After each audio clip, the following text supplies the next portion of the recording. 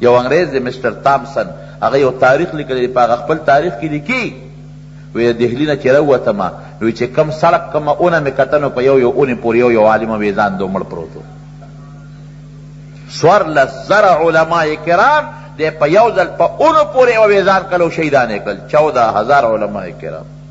او دا تامسن وی په دهلی کې یو جومات د دهلی جامع مسجد وی هغې نه جیل جوړ کړی وی هغه ته ننوتم. خو انګریز دی وی چې ورلم بین را باندې ولګېده، د سوې غوښې بین را باندې ولګېد، د سوې غوښې چې دا غوښه څه چا باندې کړې ده وسوځېده، څه چل دی. وی چې مې وکتل اور یې بل کړی دی، د اور بټۍ بلې کړي دي او علماو نه جامې وباسي په هغې کې ورغورځوي. هغې علماو دا ونه وي چې موږ د انګریز مخالف نه یو. قرباني ورکړه، د هغه قربانۍ په اثر کې رب العالمین انګریز د دې وطن نه لرې کړه. پاکستان هندوستان خدای پاک آزاد، داسې په اسان نه دی آزاد شوی، انګریز په اسان نه دی تښتېدلی. اوس بیا خپل کوشش کوي په مختلفو طریقو را دننه کېدل غواړي. شیخ الهند صاحب رحمه الله په جړا شو وی چې د 500 اډر پې وشو. ملګري وی چې یا خو وی چې زه د بلال وارث یم او زه د خباب وارث یم او زه د خبیب وارث یم او زه د عمار او د یاسر وارث یم او زه د مجدد الفسانی وارث یم. مجدد الفسانی شیخ احمد سرهندی رحمه الله دکم استقامتو مضبوط استقامت. اکبر بادشاہ د مغلیہ سلطنت اغزان لخپل دین جوړ ک دین الہی نو مولا کیخ خپل دین هغه کې یو دام شقو چې بادشاہ د مسلمانانو ته خلق سجده کوي، دام پکې چې څوک راځي بادشاہ ته سجده کوي. ډېرې ګڼې وړې خبرې پکې وي چې 4 نه زیاتې ښځې په نکاح غشتی شي، 15 شپږ اووه اتو نهه او 10 ښځې که د چا خور خوښه یو که مور خوښي نو هغې سره هم نکاح کولی شي. ډېرې ګڼې وړې دا رسومات او بدعات او د دنیا خرافات ځان نه جوړ کړی او دا دین الهي نوم یې ورته ایښودی. او مجدد الفسانی رحمت الله علیه شیخ احمد سرهندی هغه ته وی په دې فتوا راکړه چې دا زما دا شی ټیک دی. هغه وی دا چېرته کولی دا تندې به چاته لګي په سجده؟ الله ته چې کوم خالق دی دا به بادشاه ته په سجده نه لګي، دا به تا ته په سجده نه لګي. وی جیل کې واچوي. مجدد الفسانی رحمت الله علیه په جیل کې واچو. لاسونه او خپې یې وله په زنځیرونو وتړل او دومره کلکې وله لاسونه خپې په زنځیرونو وتړل چې دا لاسونه یې په دې مړوندونو کې مات شو. بادشاہ دی نیسی پریدی دی نا اس قبل سوکوے کہنا یرا بس مجبور ہے من دروڑا دستخط باوکم مجبور ہے نا. داغ استقامت تے واستقم کما امرتا پا شریعت او پا دین او پا اسلام ٹنگار او ٹنگے دل دیتا وائی 2 کالے پا جیل کے پر لپسے کہو دسماتی لبے بوتنوں پات کلو کے بے بوتو کہ ڈوڑے بے خوارنوں مت کلے پلاس کی دی کو د دینو میں اتکڑے پلاس او پخپو کی 2 کال په دې تکلیف کې تیر شو. زوی راغ جهانگیر او ظلم دی جهانگیر مو سره کړو 2 کال پس ولا پخپو پرې وسیب معافي غواړو. وای سوي موږ معاف کا ما پلا تا سره ظلم کړی ما در سره ظلم کړی دی تا پریدو وینا زه په دې نه ما وی سوکم حکم کوا وی د پلار غ دین دی ختم کوا نوی دین چې کم نبی کریم صلی الله علیه وسلم وروړي دی اق دین رایج کا پلار والا دین اکبر والا دین ختم. مجدد الفسانی استقامت او 2 کال جیل کې تیر کړل ځکه ورته مجدد وای چې هغه کم خرافات او کم بيدینی هغه ته دین ویلو دا هغه د ختمېدو اعلان شو. نو شیخ الهند صاحب تا شاګردان وای چې اوسه پورې بدوي کې د مجدد الفسانی وارث بچي ما د بلال بچي ما او د خباب او د خبیب بچي ما او جاري رب سړی حیران شي. مونږ څوک لرو دې خلکو څه کړي؟ مونږ منځ نه د جومات ته مونږ غرمه کې برداشت نشو کولی چې مونږه په یخنۍ او ګرمۍ کې الله ته ځان نږدې ما له خدای مال را کړی دی او ما اسې نه لاندې کړی ده خدای حق پکې نه ورکوم زه اسوی ورته او نه په دې نه یم خفه وی جاړم په بل څه په دې جاړم چې اسې وینه مې م توی شي او سام را نوځي او اسې نه چې زما دا روح د الله په دربار کې زما دا شهادت قبول نشي په دې جاړم قبول نشي شهادت په دې استقامت په دې جاړم چې پروردګاره تر ځان کدنه پورې مې په دې ایمان استقامت نصیب کا په دې جاړم اسې نه ځان کدن نه لږ غوندې مخکې ونه ښویږم خراب نشم، شهادت هم ورکړ، تکلیف هم تیر شو، اعلان وشي چې دا قبول نه دی، جهنم ته وغورځوي. بیا بس پرې جاو. ان الذين قالوا ربنا الله ثم استقاموا. لوی بادشاہ ظالم تیر شوی دی، جالوت داغه په مقابله کې طالوت او داود علیہ السلام ووتل. 314 کسان دي وسره. بادشاہ ډیر مضبوط جابر بادشاہ دی او ډیر د طاقت خاوند دی. یو نهر واغې نه پورې وتل. بادشاہ ډیر پهلوان دی. دا طالوت ورته وی طالوت دی دا چې کوم د کمانډر ان چیف دی او جرنیل دی د مسلمانانو د فوج. یاره وی سړی خو ډېر لوی غټ دی، د سره به څه کوو؟ پرزور خو ډېر ګران دي. هغه زمانه کې ټوپک نه و که نه، او نه بم او د کاڼو جنګ و، د کوتکو جنګ او د تورو جنګ و. نو چې سړی مضبوطي تورم چلولی شي، چې سړی مضبوطي د کاڼي غزارم کولی شي، لرګي هم مضبوط چلولی شي.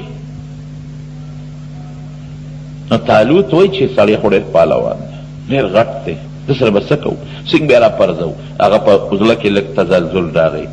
حضرت داود علیه السلام ورته څه وایي؟ دی وخت کې لا دی پیغمبر نه دی، دې فوج کې یو ادنا غوندې نوجوان دی او وایي واقعي ډېر غټ دی، شیش پتې که خیر انشاءالله خطا نه ځي. که نری وي نو شیش په مې خطا ته، او چې غټ دی خامخا به لګي، یا به لاس لګي یا به سر لګي یا به سینه لګي، او خطا کېږي به نه. واقعي چې نری شي وي نو هغه د غزار نه خطا کېږي، او چې غټ وي نو هغه د غزار نه خطا کېږي. هغه استقامت ته ګوره. بادشاہ کې تزلزل راغی، سړی به زموږ د غزار نه بچ شي، موږ به ریزمریز کې دڼیاب هم کي. او ورته څه وایي؟ وی نه ډېر غټ دی، شکر دی، غزار به خطا نه دي. جنګ شروع شو، خو چې غزار رسا په سر د هغه جالوت ور برابر شو. فقتل داود جالوت، مردار شو. استقامت چې وي که نه، د بدر په 314 صحابه کرامو کې استقامت و. ګوره څومره سخت وخت دی، مسلمانانو سره 8 توري دي او کافران ټول مسلح دي. مسلمانانو سره 2 آسونه دي، کافران ټول مسلح دي. او مسلمانانو سپلیم نشته، غریبانانو خپې بلخپې دي، جامې هم نشته تلېدلې دي. او حضور پاک مبارک دی او سفر لاندې، عریش سفر ته دی او سفر لاندې ولاړ دی. الله ته لاس پورته کړی دی، اے پروردګار الله دا 314 مې راوستي دي. یا خدایا ډېر کمزور دي غریبانان، الله عجزانان، الله بربند دي، الله نار دي. الله ما به نه ذلیل کې، ما به نه رسوا کې پروردګار. دا غریبانان مې راوستي دي. الله که دا نن په دې میدان کې مړه شو، تر قیامته پورې ستا د نوم اخېستو والا به څوک پاتې نه شي. زاره سره لګیا دی، رسول الله مبارک دعاګانې کوي، یا الله ما به نه ذلیل کې، الله ما به نه رسوا کې، ما سره دې وعده کړې ده. او دومره تکلیف کې شو علیه السلام چې د سر نه صادر مبارک لاندې پرېوت. حضرت ابوبکر صدیق راځي. ګوره استقامت دې ته وایي. په کار دا وه چې وایي چې صاحب لږ نوره مو جاړه، ګورې لوی دشمن دی. او صحابه وایي چې صاحب جنګ نه کوو، دشمن ډېر مضبوط دی، جنګ نه کوو. حضور پاک مبارک صحابو سره مشوره کوي. یو میدان کې صحابو سره برک الغیمات کې مشوره کوي، لا دشمن شته دې نو مشوره کوي. نبی علیہ السلام مبارک پیشنګویي ورکړه، وی کم موږ د ابو سفیان قافلې پسې راوتي او ارانه بچ شوه، او د ابو جهل لښکر راغلی دی، ټول مسلح دي. څوک مشوره راکړي؟ اشیرو علی ایها الناس، مشوره راکړي. په کار دا وه چې مشوره دا وه چې صاحب واپس ځو، ځکه مونږ خو د دومره لوی لښکر مقابله نه شو کولی. لښکر سره لا مخامخ کېدل هم نه دي شوي، لښکر لا لرې دی. صاحب ځو چې ته بیا به مضبوطې دغه به راوړو، وسله به راوړو، بیا به راځو.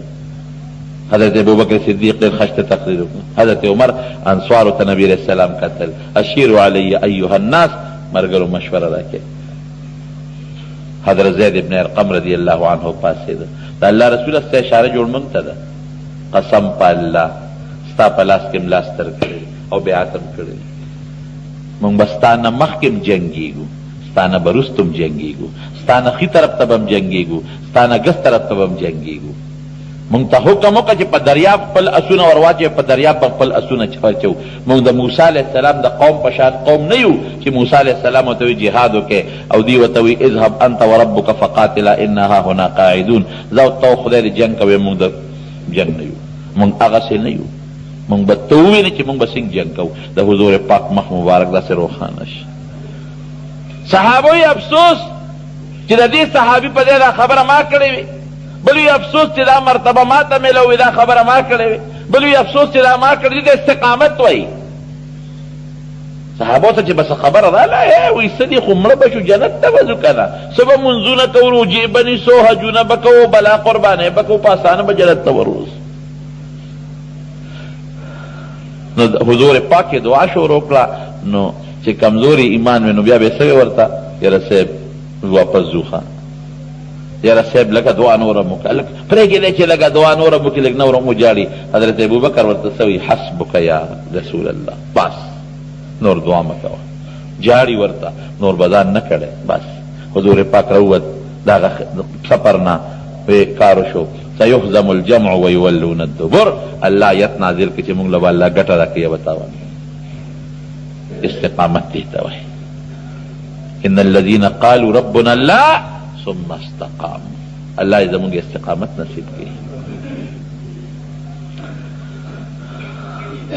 دا په صحابو کې، دا په تابعینو کې استقامت په دین او په شریعت. په معمولی اخوا دیخوا به ایمان نه پرېږدي. استقامت دې ته وایي. لږ غوندې تکلیف سره د ایمان نه ځان نه وباسي چې زمړه خپل کار به کوي. استقامت په دین ټینګېدل دا اسانه خبره نه ده، دا ګران کار دی. دا هغه څوک کوي چې څوک چا خدای ته ډېر ځان نږدې کړي. قسم دې زه خو کله ډېر پریشانه دیم یا الله دا هر څه خو تا مونږ له راکړي، دا ښکلی رسول تا راکړی، دا قرآن د هدایت لوی سرچشمه تا نازل کړی، دا ژوند ستا په لاس کې دی، عزت ستا په لاس کې دی، دا مال او دولت ستا په لاس کې دی.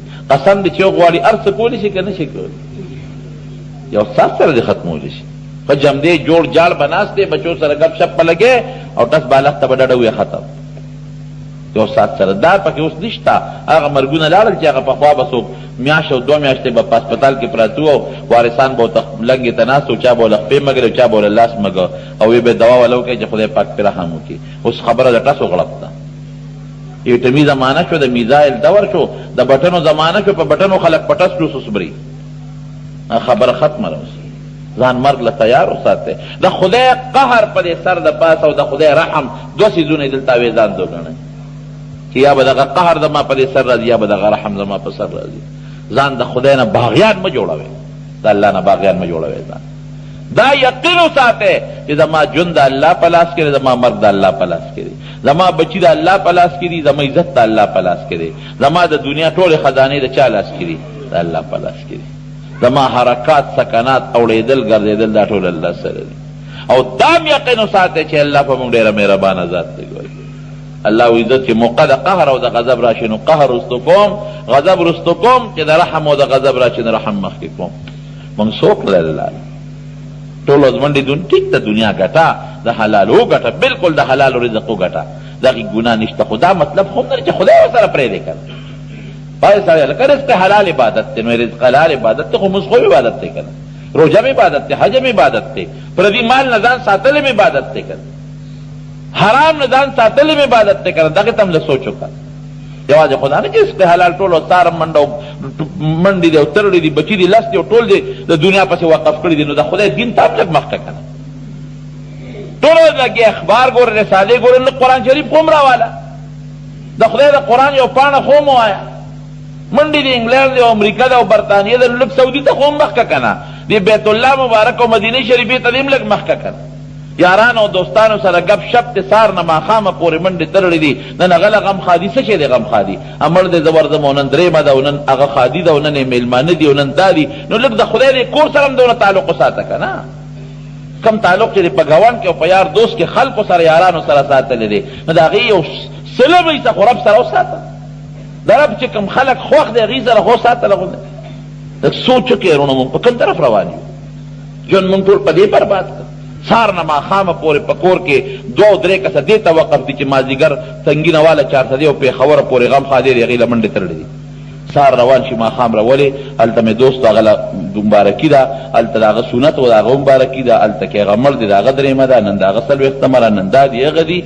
ٹھیک تا مسلمان سره خیر ښېګړه د مسلمان تپوس د عبادت ته فرض مونږ دې څه کړ اسه شو جمع مونځ څه شو کم خوا لاړه روژه دې کم خوا لاړه بچي نه کم طرف ته لاړل ژوند دغه دی بس صرف فضول ژوند لاړ خدای پاتې دی څومره ذکر دی وکړه څومره د الله یاد کړه نن د قرآن څومره تلاوت وکړه ته د پکار خو یې دغه څیزونه راځي جنازه کې یا 100 کسه یا د 500 کسانی یا د 500 یا د 50,000 کسانی خدای پاتې شو فرض مونځ نشته جنازه شته ته خدای لکه څه خدای دې کو فرض مونځ به دې کړی جنازه فرض کفایي ده کله کور یو کس مړ کافي ده او مونځ فرض عین دی مونځ نشته جنازه شته سوچو کې رونو لږ فکر وکړه خدای ته لږ مخ کې الله مې راوي قسم ته خدای ته وګوره زمونږ ارسه ام عندنا الا خزائنه هر شیز خزانه الله وي ما سره ده وما ننزله الا بقدر معلوم قرآن شریف کې الله وی چې څومره د ما اندازه راغته ورکو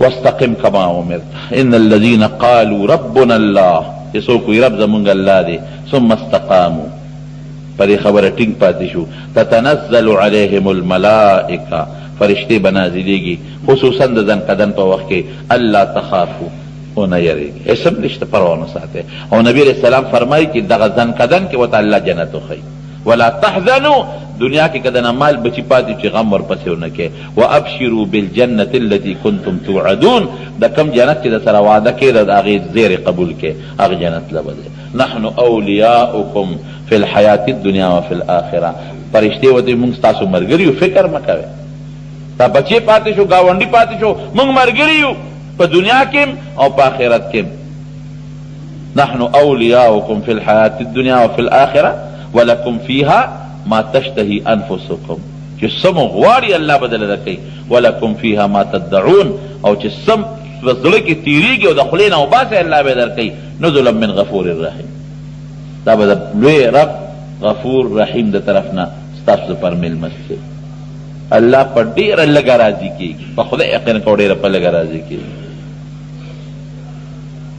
پس ډېر لوی محنت نه غواړي لږ محنت غواړي په لږه راضي کېږي الله دې په مونږ کې استقامت پیدا کړي استقامت په دین نو نبی کریم صلی الله علیه وسلم نه تپوس کېږي وی صاحب شپتا وی سپینګیرې شوې دې آیات ته اشاره کوي وی د استقامت سپینګیرې کړم چې په خپلم استقامت کې پاتې شه او امت تم کلک کا چې دین تر اخره پورې په دین باندې کلک او برابر پاتې شي نو دا کمزور ایمان چې دی کمزور ایمان په دې باور مه ساتئ کمزور ایمان باندې باور مه ساتئ چې ګنې دا ما سره آخرت ته پورې ټینګ پاتې شي په 10 روپۍ در دلته ختمېږي لکه غوندې ګراني در باندې راشي معمولي د جومات نه سپلی پټې شي نو خلک بیا دغه ته کنځل کوي دین او اسلام پسې کنځل کوي لکه دین خو دا نه پټ دین خو ته دا کار مه کوه اسلام خو د ضیاءالحق صاحب په زمانه کې چې به لږ شی ګران شو خلکو به اسلام ته کنځل کول که معمولي به څه خواجه خلکو به اسلام ته کنځل کړو دا اسلام دی دغه دین دی خدای نو دین او اسلام خو تا ته وایي دا مه کوه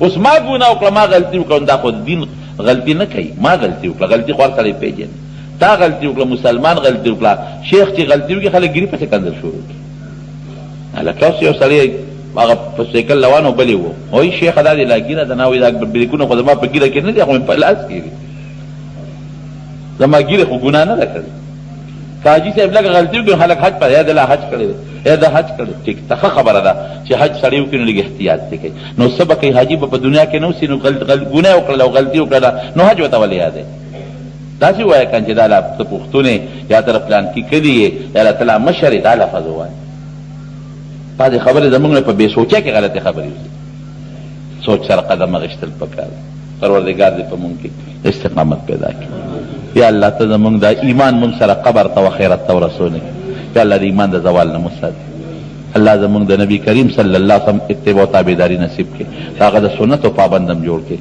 او خدای د مصیبتونو او د تکلیفونو او د دنیا او د آخرت د فتنو نه رب العالمین په امن او امان کې وساتي